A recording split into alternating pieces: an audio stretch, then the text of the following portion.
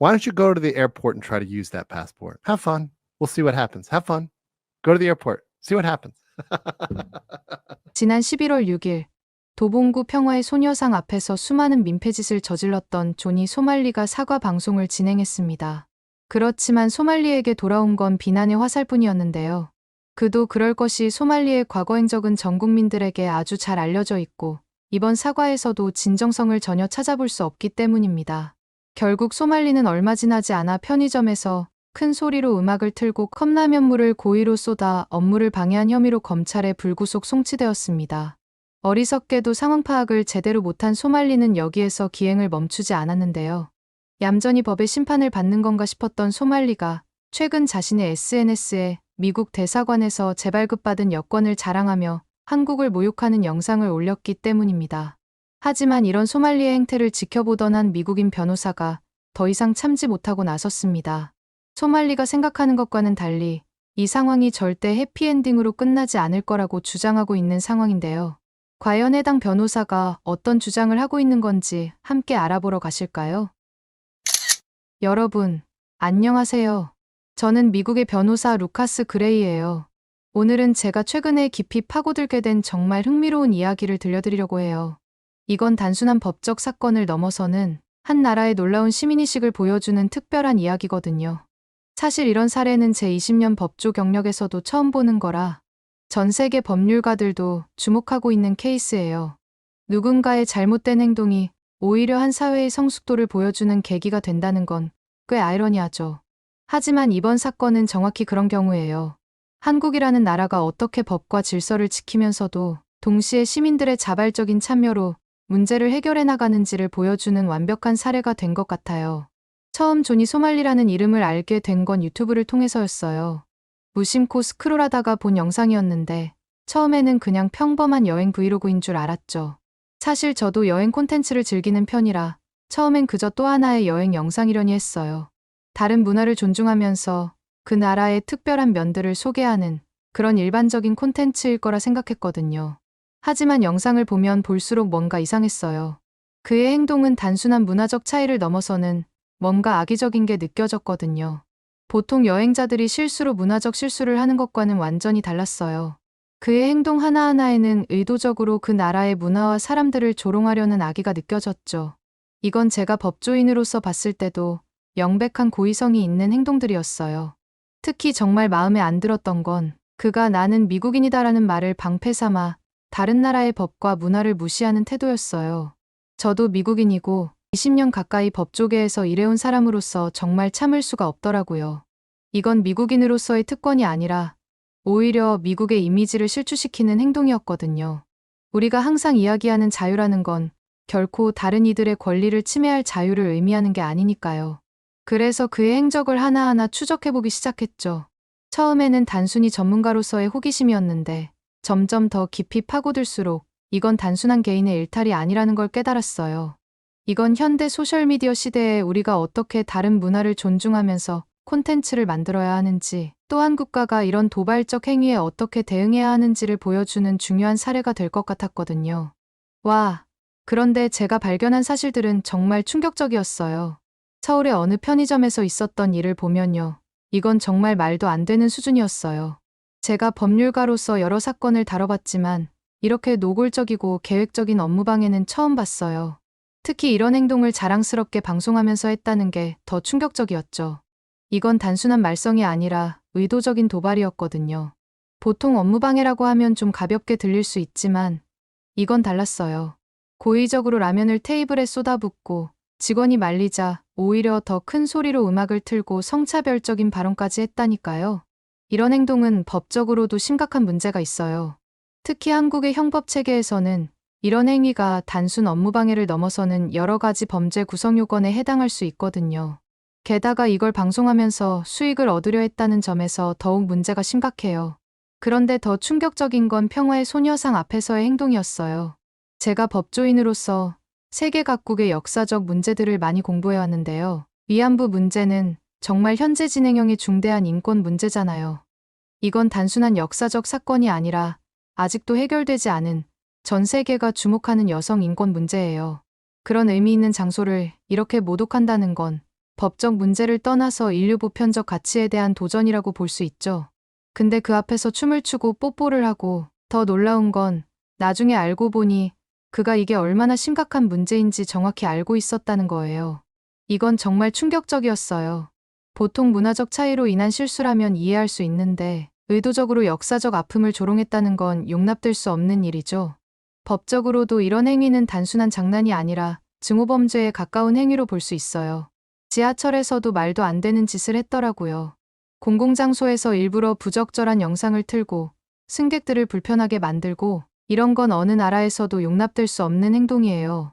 특히 한국처럼 공공질서를 중요하게 여기는 나라에서는요.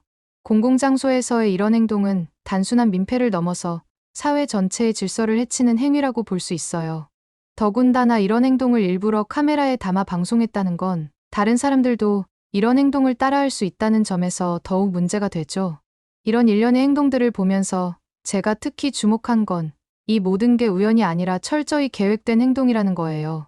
시청자들의 반응을 의도적으로 유도하고 그걸 통해 수익을 얻으려 했다는 점에서 이건 단순한 일탈이 아니라 체계적인 범죄 행위로 봐야 할 것 같아요.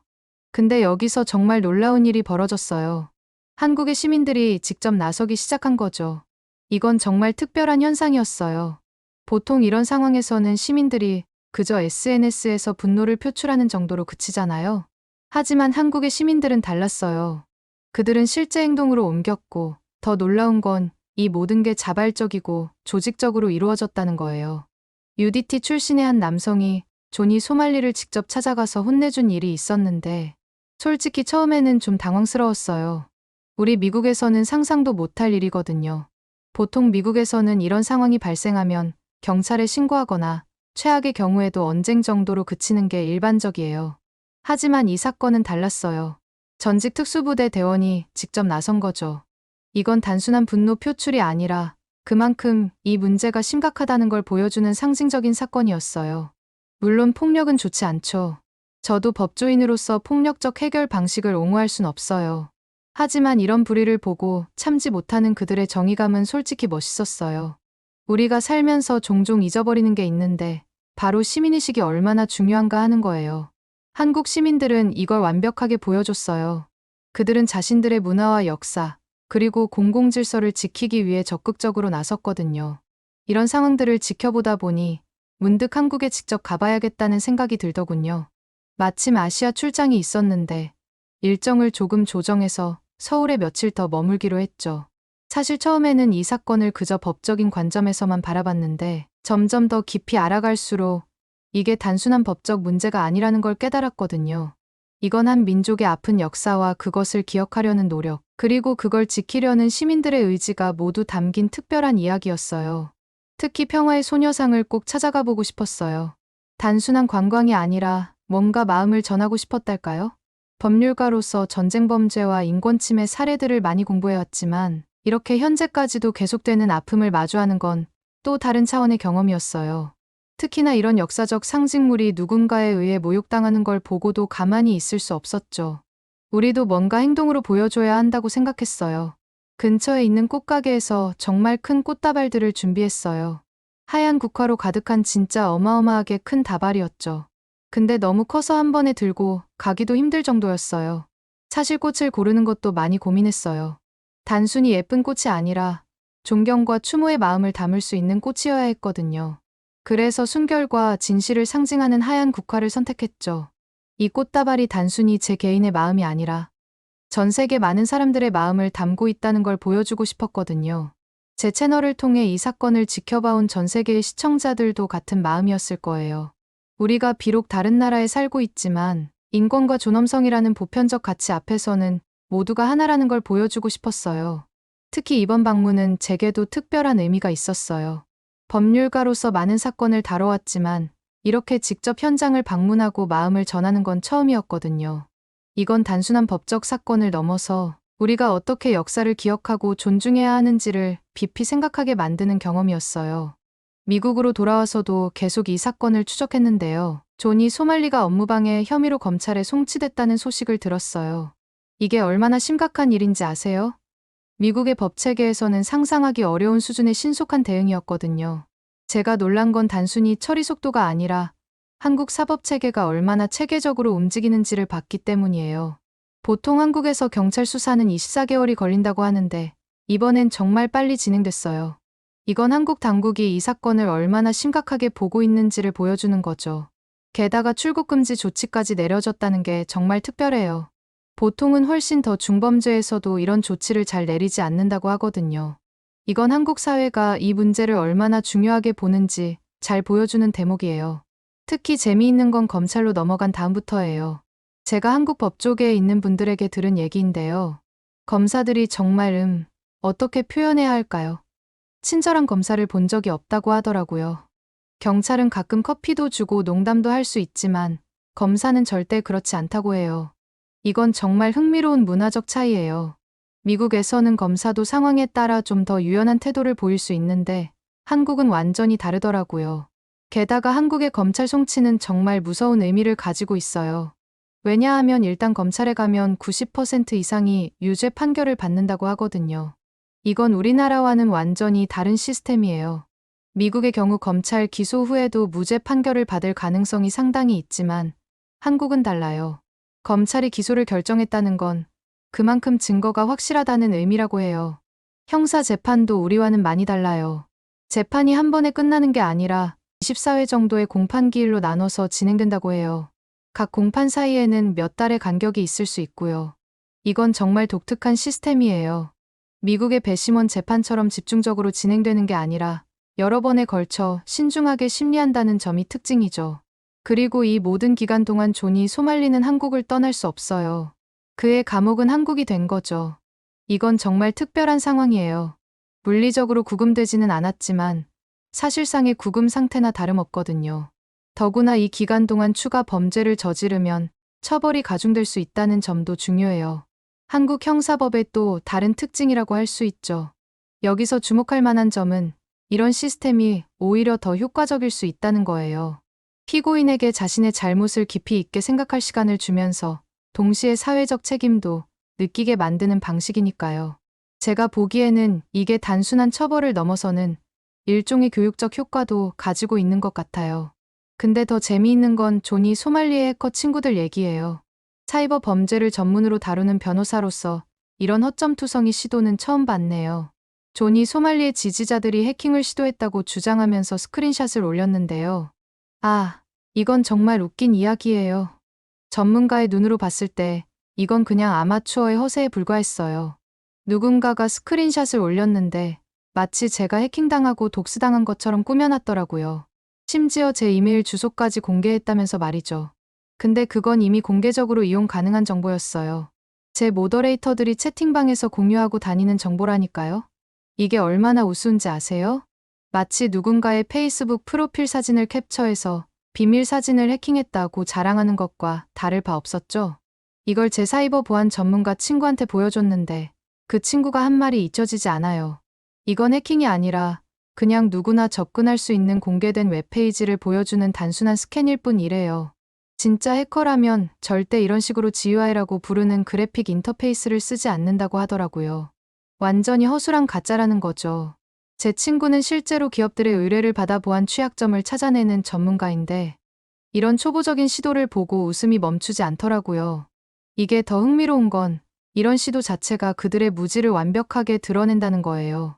진짜 해커들은 절대 자신들의 활동을 이렇게 대중에게 공개하지 않아요. 더군다나 이렇게 초보적인 도구를 써서 허세를 부리지도 않죠. 이건 마치 권총 사진을 찍어놓고 핵무기를 확보했다고 주장하는 것만큼이나 우스운 일이에요. 더 재미있는 건 이런 시도가 오히려 그들에게 법적 책임을 물을 수 있는 근거가 된다는 거예요. 비록 실제 해킹은 아니었지만 이런 허위 주장을 퍼뜨리는 것 자체가 또 다른 형태의 업무방해가 될 수 있거든요. 법률가로서 이런 증거들이 쌓이는 걸 보는 게 꽤 재미있네요. 이제 조니 소말리에게 어떤 처벌이 기다리고 있을까요? 한국의 형법 체계를 보면 정말 흥미로워요. 미국의 법 체계와는 완전히 다른 특징들이 많거든요. 먼저 한국은 범죄에 대한 처벌을 단순히 징역이나 벌금으로만 끝내지 않아요. 그들은 사회적 책임과 교화를 중요하게 여기는 것 같더라고요. 예를 들어 벌금형의 경우 300만 원이 넘으면 강제 출국 사유가 될 수 있어요. 이건 외국인 범죄자들에 대한 특별한 조항인데요. 정말 세심하게 설계된 시스템이에요. 단순히 추방하는 게 아니라 법적 책임을 다하게 한 후에 출국시키는 거죠. 더구나 벌금을 내지 못하면 더 강력한 제재가 기다리고 있어요. 특히 교도소에서의 강제노동 시스템이 있는데요. 3가지 옵션이 있어요. 공장에서 부품을 만드는 일, 도로를 수리하고 청소하는 일, 그리고 농업노동이요. 존이 소말리가 한국 배출을 수확하게 될 수도 있다니까요. 이게 단순한 처벌이 아니라 사회에 대한 보상의 개념을 포함하고 있다는 게 정말 인상적이에요. 게다가 이런 노동은 수감자들에게 실질적인 기술을 가르치는 효과도 있죠. 사실 이 모든 상황이 존이 소말리에 의도하는 정반대의 결과를 만들어냈어요. 그가 모욕하려 했던 평화의 소녀상은 오히려 더 많은 관심을 받게 됐고, 전 세계 사람들이 위안부 문제의 심각성을 알게 됐죠. 이건 정말 역설적인 상황이에요. 한 사람의 부정적인 행동이 오히려 긍정적인 변화를 이끌어낸 거죠. 특히 소셜미디어를 통해 이 이야기가 전 세계로 퍼지면서 많은 사람들이 처음으로 이 역사적 문제에 관심을 갖게 됐어요.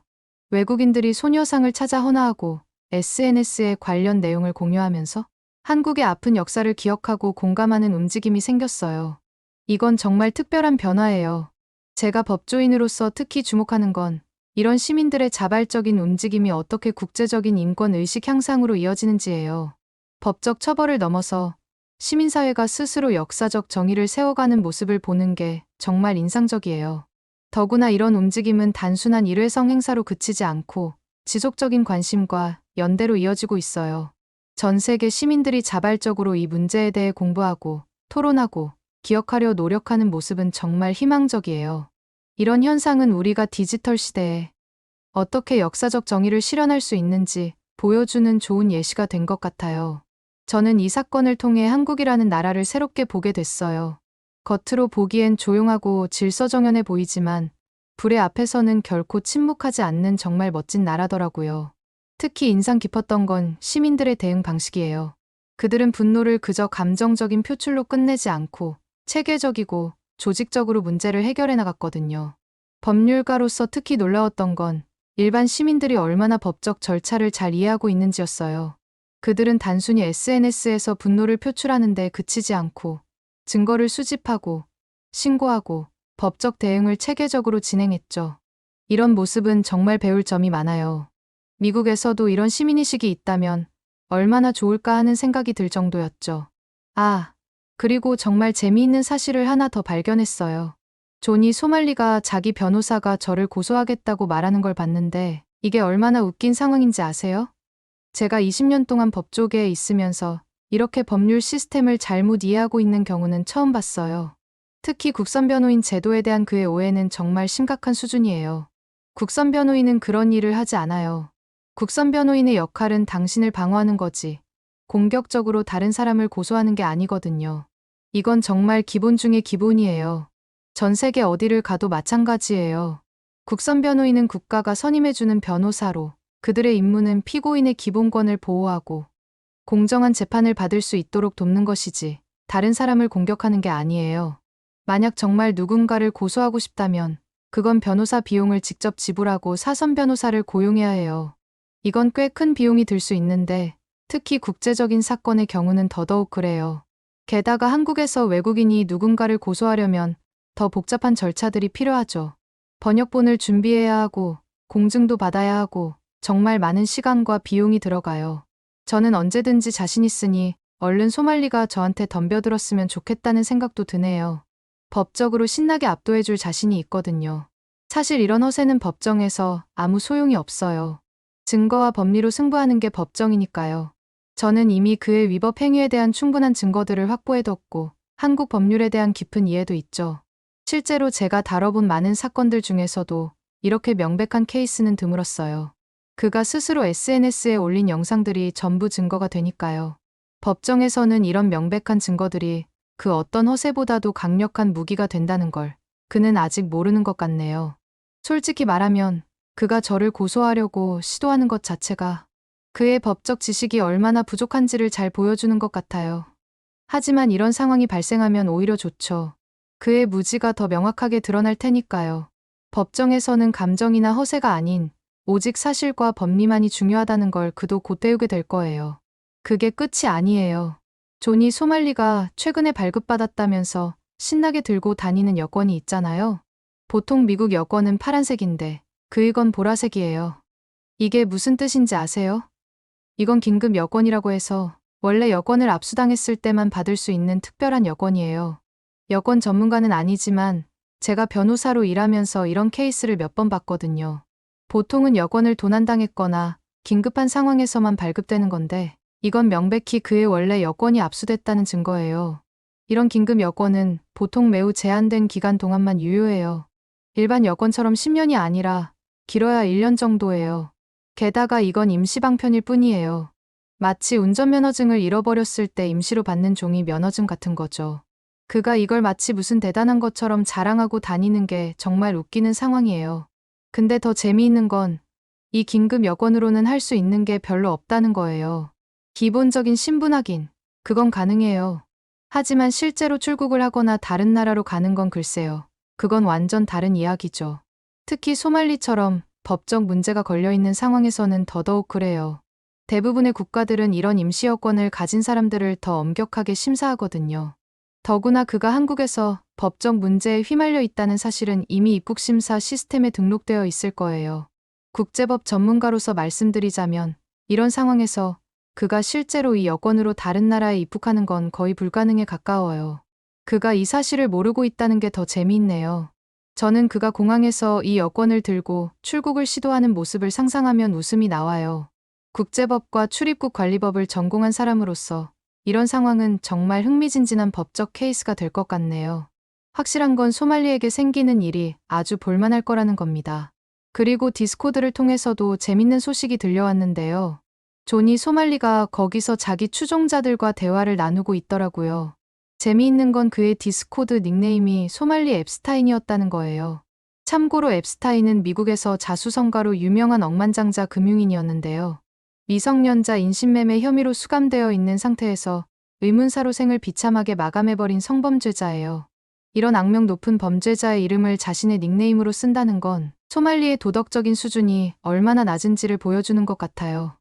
더구나 디스코드에서 나누는 대화들을 보면 정말 어이가 없어요. 자신이 마치 피해자인 것처럼 행동하면서 실제로는 다른 사람들을 조롱하고 비하하는 발언들을 계속하고 있더라고요. 특히 자신의 위법 행위를 마치 자랑스러운 업적처럼 이야기하는 모습은 정말 충격적이었어요. 그뿐만 아니라 디스코드에서 주고받은 대화를 보면서 정말 놀랐어요. 그가 한국의 형사 소송 절차에 대해 얼마나 무지한지가 여실히 드러났거든요. 특히 중요한 건 한국 법에서 사실 적시에 대한 예외 조항이에요. 형법 제310조를 보면 진실을 전달하는 것, 특히 공익을 위한 것이라면 100% 보호받는다고 해요. 이건 정말 중요한 조항인데 많은 외국인들이 잘 모르는 부분이에요. 한국은 이런 식으로 공익을 위한 진실 보도를 적극적으로 보호하고 있죠. 지금 제가 보기에 조니 소말리는 정말 큰 위기에 처해 있어요. 왜냐하면 지금 그가 받고 있는 혐의들이 단순히 하나의 사건이 아니거든요. 여러 건의 범죄가 쌓여 있는데 한국의 형사 절차에서는 이게 순차적으로 처리된다고 해요. 이건 미국의 시스템과는 완전히 다른 거예요. 미국에서는 보통 여러 혐의를 한꺼번에 처리하지만 한국은 달라요. 첫 번째 범죄는 그가 초범이니까 비교적 가벼운 처벌을 받을 수 있겠지만 문제는 그 다음부터예요. 두 번째 범죄부터는 이미 전과자로 취급되기 때문에 처벌이 더 무거워질 수 있어요. 법률가로서 봤을 때 이 시스템은 정말 효과적이에요. 범죄를 반복하는 사람들에 대해 점점 더 강력한 제재를 가할 수 있거든요. 게다가 집행유예를 받더라도 한국을 떠날 수 없다고 해요. 예를 들어 2년 집행유예를 받았다면 그 기간 동안은 계속 한국에 있어야 한다는 거죠. 이건 외국인 범죄자들에게는 특히 큰 부담이 될 수 있어요. 자신의 나라로 돌아갈 수도 없고 한국에서 정상적인 생활을 하기도 어려운 상황이 되는 거죠. 그리고 만약 벌금을 내지 못하면 아까 말씀드린 그 강제노동이 기다리고 있는 거고요. 이건 정말 상상하기 어려운 상황이에요. 한국의 교정 시스템은 단순한 처벌을 넘어서 사회에 대한 보상과 교화를 동시에 추구하고 있거든요. 특히 외국인 범죄자들에게는 이런 시스템이 더욱 강력한 억제력을 가질 수 있을 것 같아요. 그리고 여러분들 조니 소말리가 얼마 전에 한국인 유튜버들과 함께 사과 영상을 찍은 거 아마 알고 계시겠죠? 도봉구에 있는 평화의 소녀상 앞에서요. 근데 이 사과에 대해서 어떻게 생각하시나요? 제가 봤을 땐 진정성이 전혀 느껴지지 않았어요. 제가 법정에서 많은 피고인들의 사과를 봐왔는데 진심 어린 사과와 위기를 모면하기 위한 사과는 확연히 달라요. 이건 완전히 후자였죠. 왜 그런지 아세요? 일단 타이밍부터가 너무 늦었어요. 이미 모든 사고를 다치고 더 이상 도망갈 곳이 없어진 다음에야 사과를 한 거거든요. 보통 진정한 반성이라면 문제가 커지기 전에 스스로 잘못을 인정하는 법이에요. 특히 법률가의 관점에서 보면 이런 늦은 사과는 오히려 불리하게 작용할 수 있어요. 그가 진정으로 잘못을 뉘우친 게 아니라 단순히 처벌을 피하려는 시도로 보일 수 있거든요. 재미있는 건 일본에서도 비슷한 일이 있었다는 거예요. 거기서도 민폐를 부리다가 일본 유튜버들한테 압박을 받자 사과를 했대요. 근데 뭐가 달랐냐면 사과하고 나서 바로 뒤돌아서서 더 심한 짓을 했다는 거예요. 그러다가 결국 추방당했죠. 이건 그의 패턴을 보여주는 아주 중요한 선례예요. 범죄 심리학에서는 이런 반복적인 행동 패턴을 중요한 증거로 봐요. 그리고 이번 사과에서 정말 어이없었던 건 소녀상의 의미를 몰랐다고 한 거예요. 근데 이건 완전히 거짓말이에요. 제가 그의 예전 영상들을 찾아봤거든요. 그가 이태원에서 소녀상을 발견했을 때 한 말이 이게 내가 찾던 거야 라고 하면서 심지어 동료한테 일본이 이 소녀상을 얼마나 싫어하는지까지 설명했다니까요. 법정에서 이런 증거가 나온다면 그의 사과의 진정성은 완전히 부정될 거예요. 더 충격적인 건 사과 영상을 올리고 나서 숙소로 돌아가는 길에 그의 태도였어요.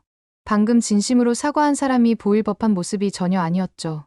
진정한 반성이란 카메라가 꺼진 후에도 지속되어야 하는 거예요. 하지만 그의 행동은 마치 연극이 끝난 배우처럼 보였어요. 이런 이중적인 태도는 법정에서도 굉장히 부정적으로 평가될 수 있는 요소예요. 그리고 다른 플랫폼에는 여전히 한국에서의 민폐 영상들이 그대로 올라가 있더라고요.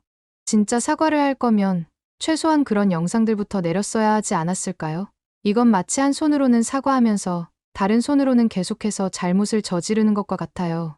특히 이런 디지털 증거들은 법정에서 굉장히 강력한 증거가 될 수 있어요. 그가 진정으로 반성했다면 자신의 과거 행적부터 정리했어야 했는데 말이죠. 제가 법조인으로서 수많은 사건을 다뤄봤지만 이렇게 명백하게 진정성 없는 사과는 처음 봤어요. 법원도 이런 점들을 충분히 고려할 거라고 봅니다. 진정한 반성은 행동으로 증명되어야 하는데 지금까지 그의 모든 행동은 오히려 그 반대를 보여주고 있어요. 그런데 여기서 정말 예상치 못한 긍정적인 효과가 나타났어요. 조니 소말리의 이런 무례한 행동들이 오히려 전 세계 사람들에게 위안부 역사를 알리는 계기가 된 거예요. 이런 현상을 법학에서는 의도치 않은 긍정적 효과라고 부르는데 이번 케이스는 정말 교과서적인 예시가 될 것 같아요. 한 사람의 부정적인 행동이 오히려 전 세계적인 인권 의식 향상으로 이어진 거죠. 많은 외국인들이 도대체 한국 사람들은 왜 저렇게 화가 난 걸까 하면서 찾아보기 시작했고, 그러면서 자연스럽게 한국의 아픈 역사를 알게 된 거죠. 처음에는 단순한 호기심으로 시작했을 수 있지만 이게 진지한 역사 공부로 이어졌어요. 소셜미디어를 통해 전 세계 젊은이들이 이 문제에 관심을 갖게 된 것은 정말 의미 있는 변화예요. 특히 놀라웠던 건 이제는 한국을 방문하는 외국인들 사이에서 위안부 소녀상 참배가 일종의 필수 코스가 되어가고 있다는 거예요. 단순한 관광이 아니라 역사를 기억하고 배우는 장소로 변화한 거죠. 이건 정말 특별한 현상이에요. 보통 역사적 비극은 시간이 지날수록 사람들의 관심에서 멀어지기 마련인데 이번에는 정반대의 일이 벌어진 거예요. 외국인들이 소녀상을 찾아와서 헌화하고 SNS에 관련 내용을 공유하면서 한국의 역사적 아픔에 공감하는 움직임이 생기고 있더라고요. 이런 자발적인 연대는 국제법적으로도 큰 의미가 있어요. 왜냐하면 이런 시민들의 관심이 결국 국제적인 여론을 형성하고 그것이 법적 해결로 이어질 수 있기 때문이죠. 이게 얼마나 아이러니한지 아세요? 존이 소말리는 한국을 조롱하고 싶었을 텐데 오히려 그의 행동 덕분에 더 많은 사람들이 한국의 입장을 이해하게 된 거예요. 이건 마치 부메랑 같은 효과예요. 그가 던진 모욕이 오히려 전 세계인의 공감과 지지로 돌아온 거죠. 해외 네티즌들의 반응을 보면 정말 놀라워요. 많은 사람들이 한국인들의 분노가 이해된다면서 위안부 문제의 심각성을 자발적으로 알리는데 동참하고 있어요. 이런 국제적인 연대는 정말 특별해요. 법률가로서 봤을 때 이런 시민들의 자발적인 참여는 앞으로의 국제 인권법 발전에도 큰 영향을 미칠 수 있을 것 같아요. 이런 변화는 우리에게 큰 교훈을 줘요. 때로는 부정적인 사건이 오히려 긍정적인 변화의 촉매가 될 수 있다는 거죠. 특히 디지털 시대에는 한 사람의 부적절한 행동이 오히려 전 세계적인 교육의 기회가 될 수 있다는 걸 보여준 좋은 사례가 된 것 같아요. 그리고 최근에는 구독자 1610만 명을 가진 미국 유튜버 펭귄지 채널에서도 이 소식을 다뤘더라고요. 운영자인 찰스가 조니 소말리를 가장 싫어하는 스트리머로 지목하면서 한국에서 일어난 일들을 상세히 설명했죠. 이런 대형 채널에서 이 문제를 다뤘다는 건 정말 중요한 의미가 있어요.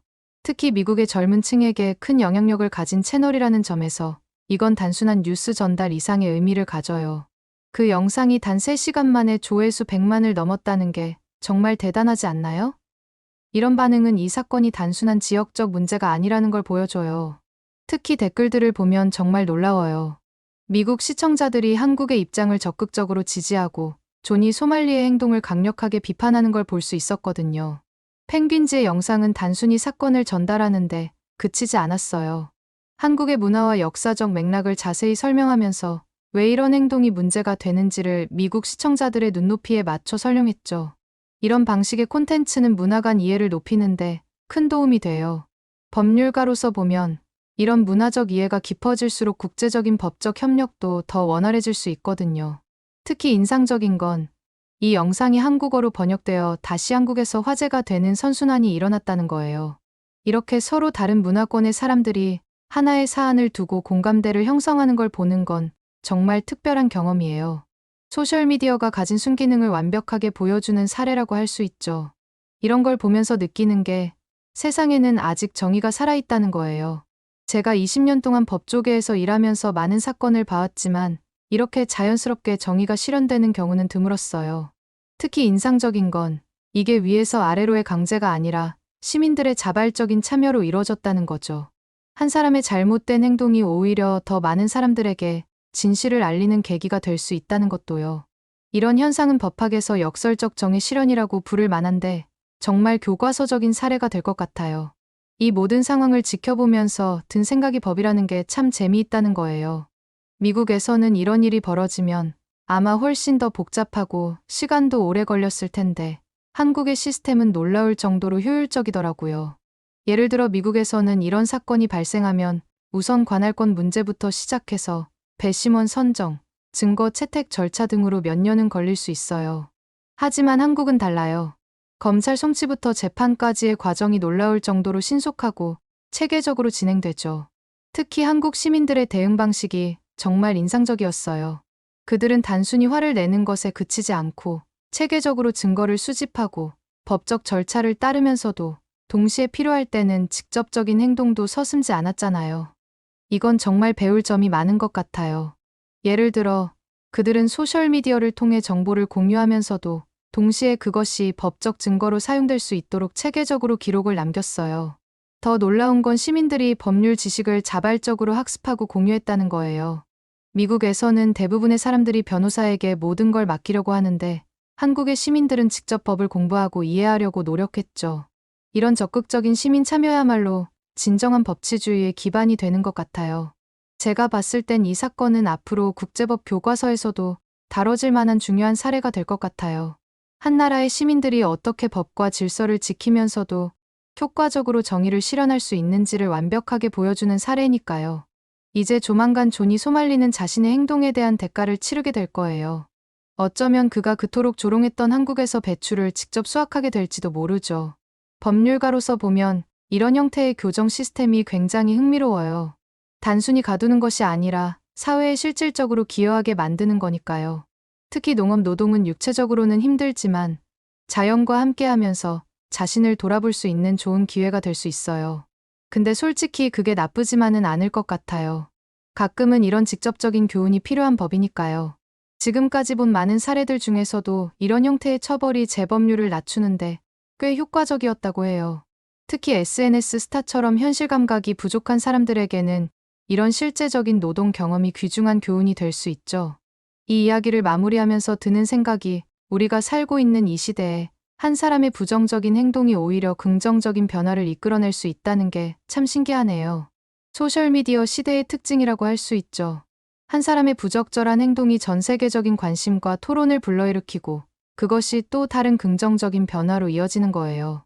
조니 소말리는 한국을 비웃고 싶었을 텐데 결과적으로는 전 세계 사람들에게 한국의 역사와 문화, 그리고 시민의식을 알리는 계기를 만들어줬으니까요. 이건 정말 역설적인 결과예요. 그가 의도한 바는 전혀 다른 것이었을 텐데, 오히려 한국에 대한 국제적 지지와 이해를 높이는데 기여하게 된 거죠. 이제 저는 이 사건의 향후 진행 상황도 계속 지켜보면서 진행 과정을 유튜브 채널을 통해 계속 공유할 생각이에요. 왜냐하면 이건 단순한 법적 처벌의 문제를 넘어서는 한 나라의 존엄성과 시민의식을 보여주는 중요한 사례가 될 테니까요. 특히 디지털 시대의 국제적 범죄나 문화적 충돌을 어떻게 다뤄야 하는지에 대한 좋은 선례가 될 것 같아요.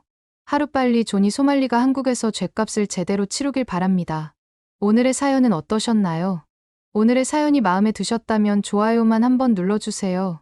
1초밖에 안 걸리지만 좋아요를 한번 눌러주시면 더 좋은 사연을 소개해드리는데 큰 힘이 된답니다. 긴 영상 시청해주셔서 감사합니다. 오늘도 행복한 하루 보내세요.